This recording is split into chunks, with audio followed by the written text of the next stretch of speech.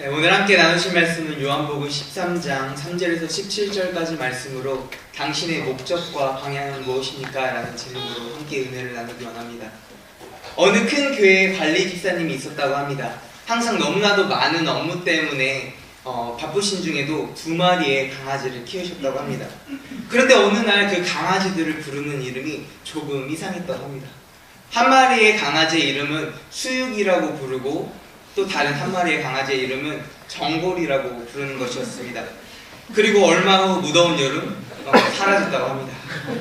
그래서 다음에 3마리를 가져오면 초복이, 중복이, 말복이라고 칩니다. 이 이야기를 듣는데 제 마음 가운데 이런 생각이 들었습니다. 강아지들을 정성껏 키우고 또 열심을 다해서 키웁니다. 그런데 그 강아지들을 향해 수육이라고, 정골이라고 부른다면 과연 그 강아지를 사랑한다고 할 수 있을까요? 정말 중요한 것은 얼마나 열정을 가지고 있느냐, 정성을 다하느냐보다 어떠한 목적을 가지고 사랑하느냐는 것이죠. 그러니까 가장 중요한 것은 그 사람의 열정과 정성보다는 목적과 방향이라는 것입니다. 우리는 누구의 목적대로 살아갑니까? 본문에서 예수님은 본문에서는 예수님께서 제자들과 함께 식사를 나누시다 겉옷을 벗으시고 대야에 물을 떠 제자들의 발을 씻기기 시작합니다. 그런데 이때 시몬 베드로는 자기의 발을 씻기를 하는 예수님을 제지합니다. 베드로가 예수님을 막은 이유가 무엇입니까? 제자들에게 예수님은 선생이자 주님이었기 때문입니다. 하지만 식사를 나누기 전 한 사건이 있었습니다. 누가복음 22장 24절 말씀을 보니까 제자들 사이에서 누가 더 크냐며 다툼이 일어난 것이었습니다. 베드로에게 예수님은 구원자가 아닌 통치자, 즉 지상의 왕이었습니다. 베드로의 목적은 사람을 낳는 어부가 아닌 왕의 신임을 얻는 성공한 사람이었습니다. 분명 베드로가 예수님의 충직한 제자였음에는 의심의 여지가 없습니다. 하지만 하나님 나라에 대한 올바른 이해와 믿음이 없었습니다. 열정과 정성은 있었지만 목적과 방향이 달랐습니다. 우리도 혹시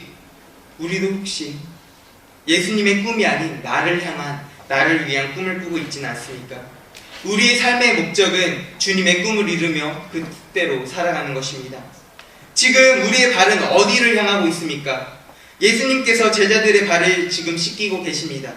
누가 더 크냐며 자신들의 우열을 가리고 또 한 자리 차지하고자 성공을 향해 달려갔던 제자들의 그 발을 씻기고 계십니다. 그런데 지금 우리가 예수님께서 누구의 발을 씻기고 계시는지 조금 더 깊이 생각해 볼 필요가 있습니다. 요한복음 13장 21절과 38절 말씀을 보니까 유다가 예수님을 팔아 넘길 것과 베드로가 예수님을 3번 부인할 것을 말씀하고 계십니다. 예수님께서 지금 누구의 발을 씻기고 계십니까?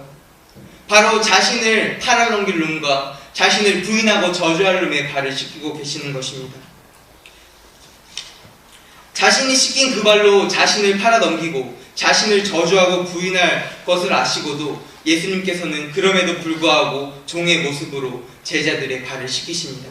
여러분, 우리의 발을 한번 바라보세요. 깨끗하게 씻겨져 있습니까? 매일과 같이 주님 앞에서 다짐하고 고백하며 또 다시 한없이 죄 앞에선 연약해져 버리는 우리의 모습들인데, 하지만 주님께서는 우리의 그런 연약함들을 모두 아시고도 우리의 발을 계속 씻기고 계십니다. 이런 우리의 발이 무엇을 향해 달려가야 할까요? 이런 우리의 발이 무엇을 향해 쫓아가야 할까요? 나의 성공? 나의 영광? 아니요. 우리의 발은 주님의 뜻대로 살아가야 할 줄 믿습니다. 우리는 왜 그들의 발을 씻겨야 합니까? 요한복음 13장 15절 말씀에서는 예수님께서 제자들의 발을 씻기신 이유를 설명하고 계십니다. 요한복음 13장 15절 말씀입니다. 내가 너희에게 행한 것 같이 너희도 행하게 하려 하여 본을 보였노라. 예수님께서 제자들의 발을 씻기신 이유는 본이 되시기 위해서였습니다.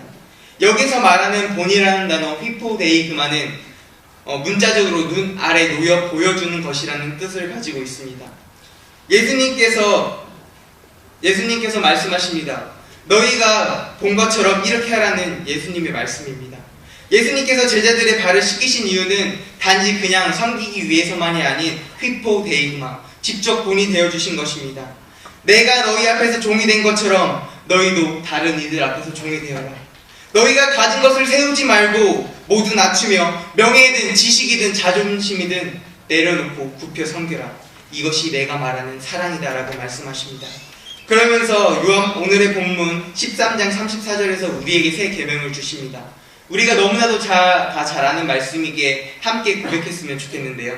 새 계명을 너희에게 주노니 서로 사랑하라. 내가 너희를 사랑한 것 같이 너희도 서로 사랑하라. 아멘. 우리의 목적과 방향은 예수 그리스도의 사랑입니다. 본이 되어주신 그분을 닮아가고자 하는 열정과 정성이 우리의 영원한 목표이며 나아가야 하는 방향인 줄 믿습니다. 이제 말씀을 마무리하고자 합니다. 때로는 우리의 열정과 정성이 나를 향한 열정과 정성일 때가 있습니다. 하지만 우리는 예수 그리스도의 꿈을 꾸는 사람들입니다.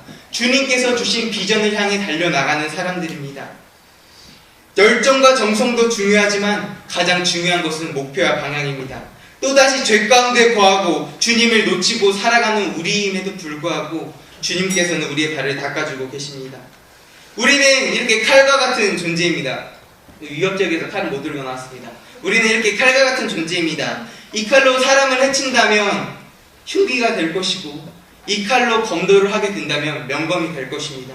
하나님의 목적과 방향대로 쓰임받는 아름다운 도구, 손때 묻은 도구가 되기를 기도합니다. 감사합니다.